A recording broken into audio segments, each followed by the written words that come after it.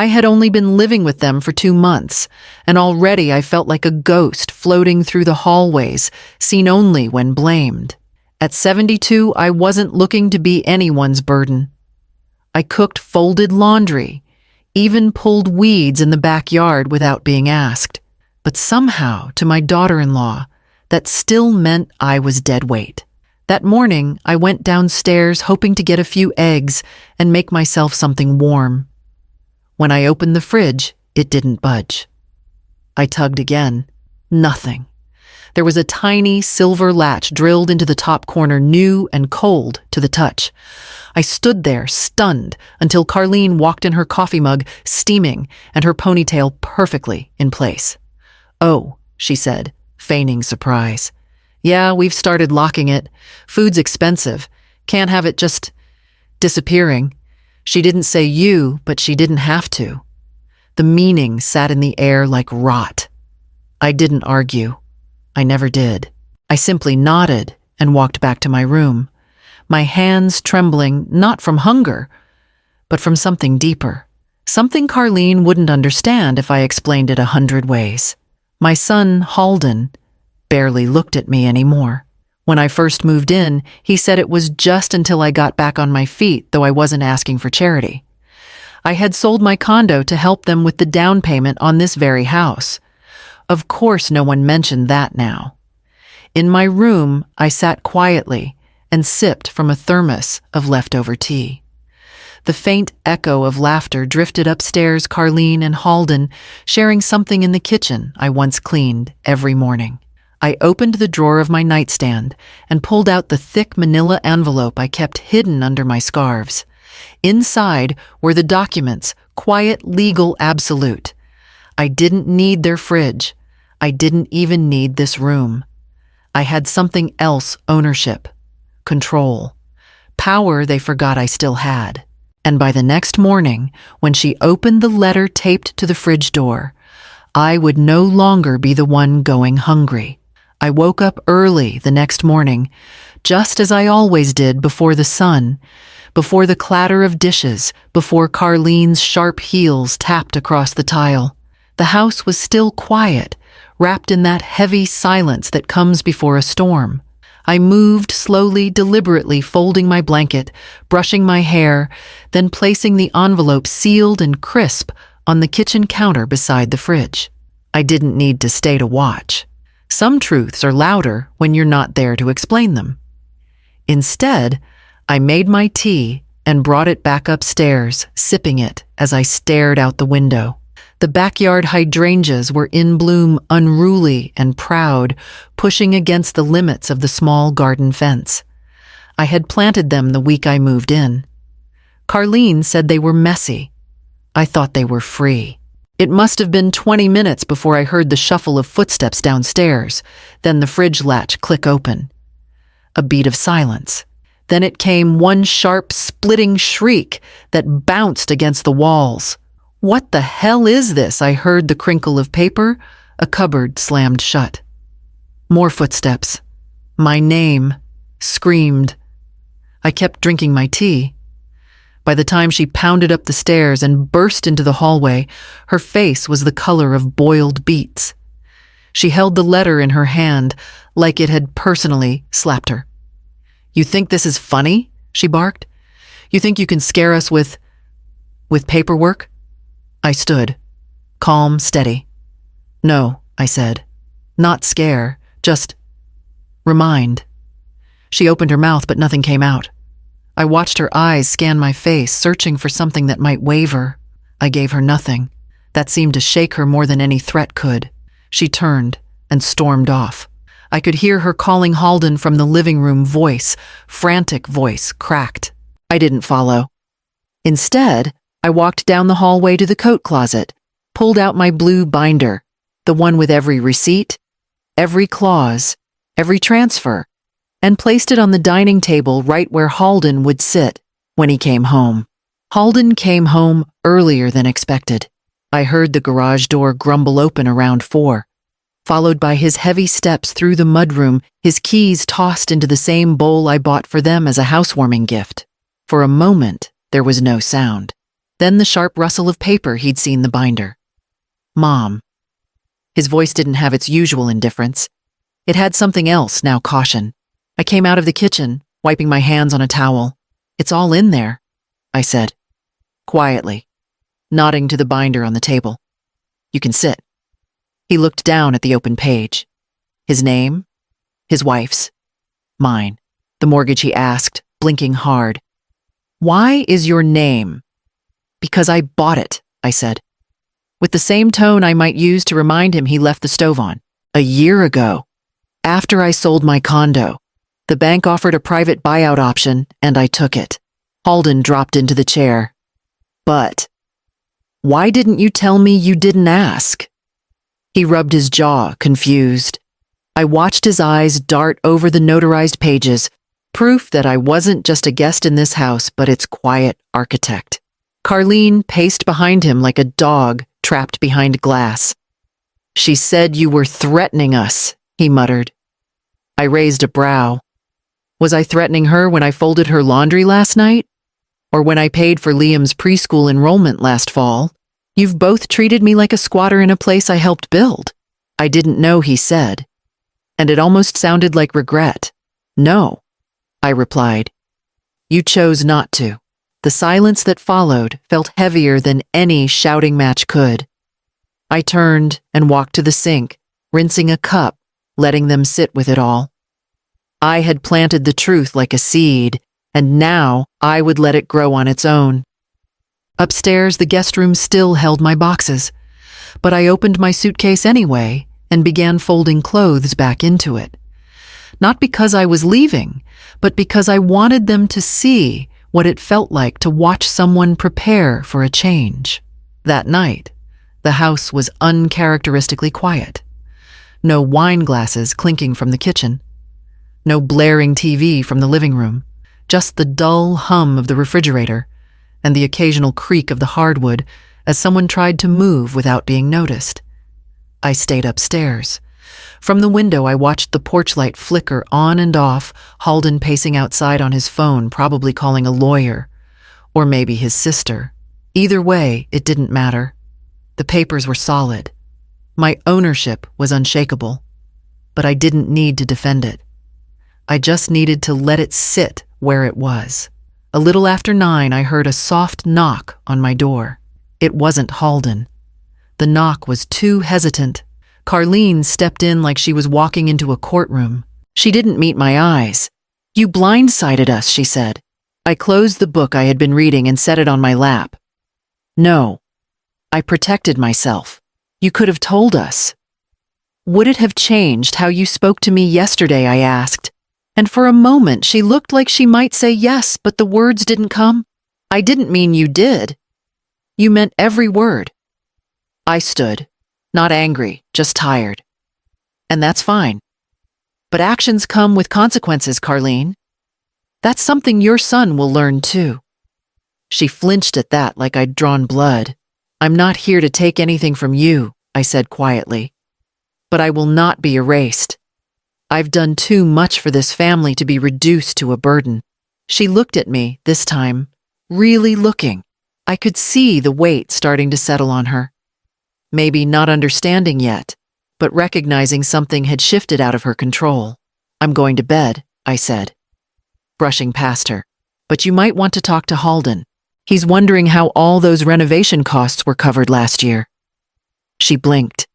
What I'm sure he'll ask. I closed the door behind me and turned off the light. Down the hallway, I heard their voices starting to rise, accusation, confusion, and the first crack of unraveling. By morning, neither of them came up for breakfast. I didn't expect them to. I took my coffee outside and sat on the back porch, the way I used to when this house was quieter, before Carlene's voice became the soundtrack to every morning. It was strange being in control without raising my voice, without throwing anything back. Just stillness. I didn't have to explain myself, and I didn't intend to. But I did intend to finish what I started. After my second cup, I went back inside and pulled out the accordion file I kept locked in the top of my closet. It was battered and full, but I'd never misplaced a single document. Years of bank transfers, copies of checks, tax filings, and most importantly, every invoice from when Halden and Carleen borrowed to redo the kitchen, update the plumbing, and bridge a rough quarter in Halden's marketing startup. They never asked directly, just hints, hesitations.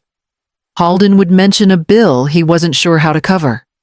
Carleen would sigh loudly near the dishwasher and say, "We just need to break somebody to invest in us." So I did, quietly, and always through my trust. But they had no idea where the money came from. Or maybe they never cared to ask. That evening I left a neat stack of photocopied receipts and statements on the dining table. No note, just the facts. Around 10, I heard footsteps rush up the stairs. Halden didn't knock. He barged in face flushed, waving the papers like they were counterfeit. "What is this?" he asked, voice sharp. "Evidence," I said. "Proof of who's been paying your mortgage, and your countertops, and your son's preschool." "You're spying on us. I'm protecting my investment," I said, folding my hands. "Since you seem to think I'm some lazy freeloader." His mouth opened, then closed. Carleen stood in the hallway, arms folded, eyes wide. She hadn't even changed out of her robe. "You didn't tell me she helped with the house," she said to him. I didn't wait for his excuse. I picked up the empty mug on my nightstand and headed for the kitchen. I had one more file to prepare. I spent the next morning at the small desk in my room, the one Halden insisted I didn't need, but I kept anyway. It was where I did all my bookkeeping before my hands began to stiffen with age. But today they moved with purpose. I wrote a letter not to them, but to the mortgage servicer, a formal notice of lien transfer indicating that the silent investor listed on their mortgage under a holding company called MK Stonebridge, LLC, would now begin exercising their rights. That holding company, of course, belonged to me. Years ago, when Halden wanted to buy this house, I knew he wouldn't qualify for the full loan. I offered help. He said no, he was a man. He said, "I'll handle it." But then he came back 2 months later with a tight smile and a thin voice. "Just a cosigner, Mom. Just on paper." I agreed. But I knew better than to be just on paper. So I created the LLC, became the true underwriter, and held 51% of the debt. I never told them because I thought foolishly that they'd never need reminding. I made a copy of the updated document and added it to the stack on the dining table, now neatly arranged in a folder labeled Mortgage and Rights. At dinner, Halden didn't show up. Carleen sat down her fork, tapping against her salad plate. "You blindsided him," she muttered. I looked up. "He's 42. He needed the reminder." She didn't argue. She just got up halfway through the meal and left the rest untouched. That night, I took a long bath. I let the water soak through the ache in my knees, the tension in my jaw. The house was silent, finally. No backhanded remarks, no footsteps pacing overhead, just the creak of old plumbing and my own breath. When I got out, a new email had arrived from the mortgage company. Confirmation. My name now stood alone on the servicing rights. I closed the laptop, gently dried my hands, and slid the final copy under their bedroom door. I woke at dawn, the light still soft and reluctant to fill the corners of the hallway. The kettle had barely begun to hiss when I heard it, a sharp, guttural shriek slicing through the air like glass. "Carleen." I didn't move. I poured my tea, slowly stirred in a splash of milk, and sat at the kitchen table as her footsteps thundered across the upstairs landing. Doors opened, closed, muffled voices echoed above, and then came the slap of something hitting the hallway wall. Moments later, she stormed down the stairs, still in her robe letter, crumpled in her fist. Her face was blotched red mouth twisted into something between disbelief and fury. "What is this?" she spat. Throwing the document across the kitchen table, it slid to a stop beside my teacup. "You know what it is," I said calmly. This is illegal. No, I replied. It's legally binding. You should read the signature line more carefully. She blinked, mouth opening and closing. Halden doesn't know about this. He will. She paced like a cornered animal, arms flailing, muttering to herself. Then she paused, eyes narrowing. This doesn't change anything. You still live under our roof. I sipped my tea. Actually, it's the other way around. Her face paled at that. Upstairs, I heard Halden's door creak. He called down, still groggy, Carleen. What's going on? She didn't answer. She snatched the folder off the table and marched back up the stairs, every step a drumbeat of panic. The rest of the day passed in a thick silence. They didn't speak to me. Dinner was skipped. The house, once filled with passive-aggressive tension, now simmered with the weight of unspoken fear. I made stew for myself and set the leftovers in the fridge. No one touched them. That night, as I folded laundry in the guest room, a slip of paper fluttered from Halden's back pocket jeans. It was a statement from a private bank in Delaware, and printed clearly at the top was Carleen's name. I stared at the statement in my hands, the fine print sharp and undeniable. A Delaware trust account. Under Carleen's name. Multiple deposits, each just under $10,000, spaced out perfectly. Too perfect. I sat down on the edge of the bed and read it again slower. My fingers trembled not from fear, but from recognition. I'd seen this kind of structuring before back when I worked in the county finance office. Smurfing. The kind of deposits you made when you didn't want the IRS sniffing around. The account had been opened the year after their wedding, right around the time Halden told me they were tight on money and couldn't help with the funeral expenses when my sister passed. That had stung. I remembered apologizing for even asking. I folded the paper and tucked it into the green folder where I kept my property deeds and will copies. I didn't feel anger. Not yet. Just a growing clarity like a pane of glass being wiped clean. The next morning, I asked Halden if he wanted coffee. He blinked at me, clearly confused. I hadn't offered in weeks. Sure, he said, rubbing his eyes. Carleen entered the kitchen just as I was pouring it into his mug. She narrowed her eyes and clutched her phone tighter than usual. I asked her if she'd seen the property tax letter that came in. She said no too quickly. Funny, I said. It had your name scribbled on the back. Her nostrils flared, but she said nothing. Just left the room. By noon, I was at the local branch of my lawyer's office. I handed over the bank printout and the property files. We're going to need a forensic accountant, my lawyer said, eyebrows raised. Already called one, I replied. She's retired, but she owes me a favor. I left the office with my chin high and my folder tighter under my arm. That night, I made cornbread and stew again. The silence at dinner felt different, charged, cautious. And just before I went to bed, I heard Carleen on the phone whispering urgently to someone named Terrence. The name Terrence stayed with me all night.